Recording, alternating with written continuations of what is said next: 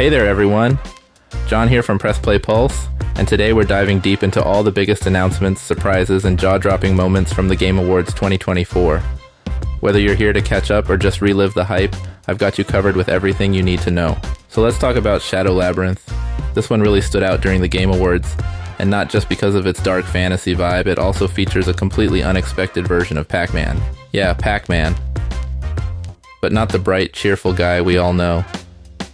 In Shadow Labyrinth, he's been reimagined as something darker, almost robotic. He doesn't just eat pellets or avoid ghosts anymore. He has this ability called Devour, where he turns into a shadowy, almost monstrous version of himself. And when he transforms, it's both awesome and a little unsettling. In the gameplay, Pac-Man actually becomes a key part of navigating the labyrinth. You can use him to clear obstacles, take down enemies, or even deal with environmental puzzles. But his Devour ability takes things to another level.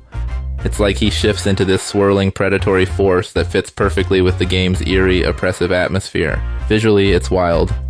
His design blends into the darker tone of the game, and when he transforms, it's hard not to stop and just watch it happen. It's a really creative way to incorporate such an iconic character into a game like this. Alright, what do you think about this take on Pac-Man? It's definitely not what I was expecting, but honestly, I think it works. Now let's talk about one of the biggest moments from the Game Awards, The Witcher 4. CD Projekt Red is back, and they finally confirmed what many of us have been waiting for, a new chapter in the Witcher universe. And this time, it's all about Ciri. The trailer itself was cinematic and moody, showcasing Ciri navigating a world that feels even darker and more mysterious than before. There were hints of new monsters, dangerous factions, and a tone that feels deeply personal. It looks like they're leaning into her powers as a Witcher and her unique connection to the multiverse, which could open up some incredible storytelling opportunities. But let's address the elephant in the room. CD Projekt Red has a lot riding on this game. After the rocky launch of Cyberpunk 2077, they've been working hard to rebuild trust with players. If The Witcher 4 can deliver the same magic as The Witcher 3 and improve on it in meaningful ways, this could be the redemption arc they've been looking for. The game's release is still a ways off, and CD Projekt Red is keeping most of the details under wraps. But what we've seen so far, it's enough to get me hyped.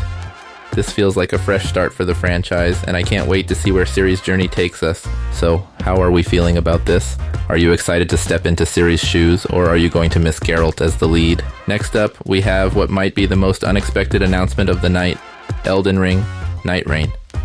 From Software is taking us back to the lands between, but this time, they're shaking things up with a dedicated co-op adventure.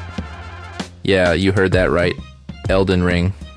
With friends. The trailer gave us a glimpse of a world that feels familiar yet completely transformed. Night has fallen over the lands between, and it's not just an aesthetic choice. It looks like this darker tone will play a huge role in the story and gameplay. There were hints of a new faction tied to the Nightreign, and honestly, the designs of some of the enemies gave me chills. Classic FromSoft, terrifying and beautiful all at once. But the real game changer here is the focus on co-op. Nightreign isn't just adding multiplayer, it's building an experience around it. Think of it as a Soulsborne take on co-op campaigns, where you and your friends can team up to explore, fight bosses, and unravel the mysteries of this new era together. And judging by the glimpses we saw of synchronized combat and puzzle solving, it's clear FromSoft is putting a lot of thought into making this more than just a drop-in experience. Now I know some of you are wondering, does this mean it's going to be easier? Honestly, probably not. It is From Software. Co-op might give you an edge in combat, but the trailer showed plenty of massive bosses and harrowing environments that will likely test your teamwork just as much as your individual skills. Elden Ring Nightreign is set to launch next year. If you thought Elden Ring was already big, it looks like this standalone sequel is going to expand the world and the gameplay in ways we haven't seen before. Alright, let's talk Borderlands 4. Gearbox came out swinging at the Game Awards with a brand new trailer that gave us our first look at gameplay, and in true Borderlands fashion, it's as explosive, ridiculous, and over the top as you'd expect. The trailer immediately sets the tone. Colorful, chaotic, and packed with mayhem. We got glimpses of new vault hunters, wild enemy designs, and of course, an arsenal of absurdly creative weapons. I mean, at this point, Borderlands is practically synonymous with crazy guns, and from what we saw, Borderlands 4 looks ready to one-up itself yet again. This time around, Gearbox seems to be leaning even harder into environmental variety. The trailer showed off everything from sprawling deserts to neon-lit cityscapes, and even what looked like alien-infested biomes. It feels like they're really dialing up the scope and making sure every location feels distinct and packed with personality. And one more thing. Did you catch that quick tease of co-op gameplay? It's clear Gearbox knows the heart of Borderlands is in its multiplayer, and I'm hoping they're adding some new twists to keep things fresh for squads jumping into the action. Borderlands 4 is slated to launch in 2025 for PC, Xbox, and PlayStation. It's shaping up to deliver the chaotic looter-shooter fun we all love with even more variety and intensity. So, are you excited for another round of Borderlands chaos? And more importantly, are you ready to start hoarding loot all over again? Let's shift gears and talk about Mafia, the old country, because this was a real standout during the Game Awards. The new trailer gave us our first proper look at the game, and it feels like a return to the series' roots, with its focus on a linear, narrative-driven experience, set in the Italian countryside and gritty urban landscapes. The old country looks like it's going all in on atmosphere and storytelling.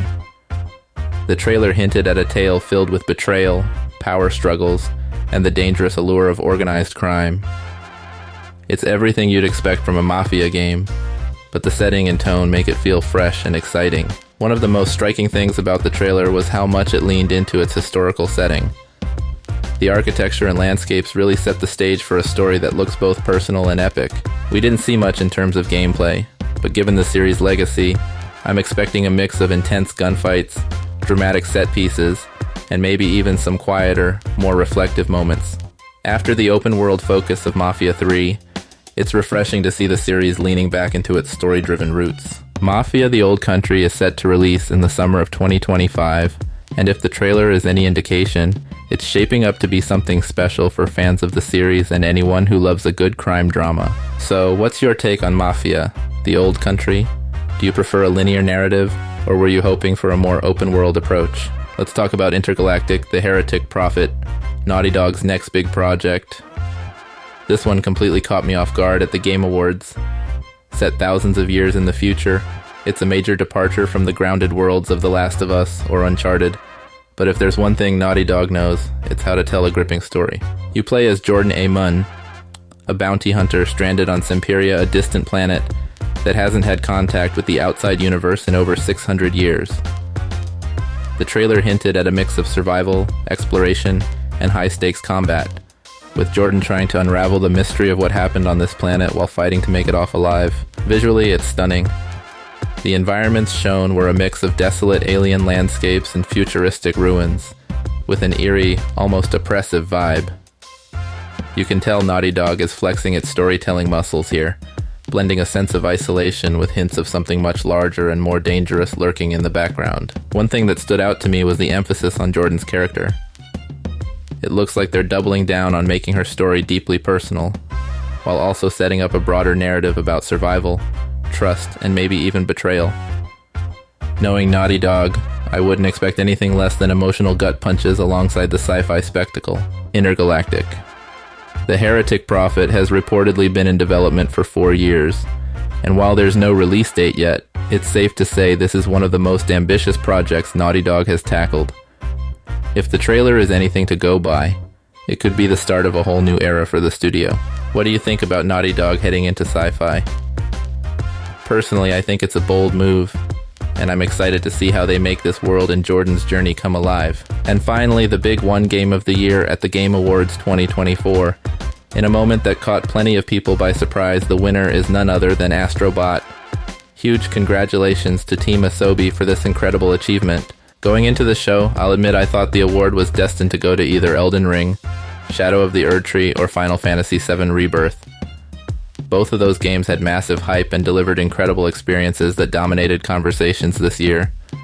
But Astro Bot managed to edge them out, and when you look at what it accomplished, it's easy to see why. The game is a masterclass in charm and innovation, blending tight platforming mechanics with a world that feels alive and joyful. It's one of those rare titles that can appeal to hardcore gamers and newcomers alike, all while pushing the boundaries of what a platformer can do. What's especially cool about this win is how it highlights Team Asobi's growth. They've always been great at creating fun, polished games, but Astro Bot feels like a culmination of everything they've learned, and it's clear the industry took notice. Seeing Astro Bot take Game of the Year over two juggernauts like Elden Ring and Final Fantasy might seem like an upset, but for me, It's proof that games with heart and creativity will always have a place in the spotlight. So, what do you think?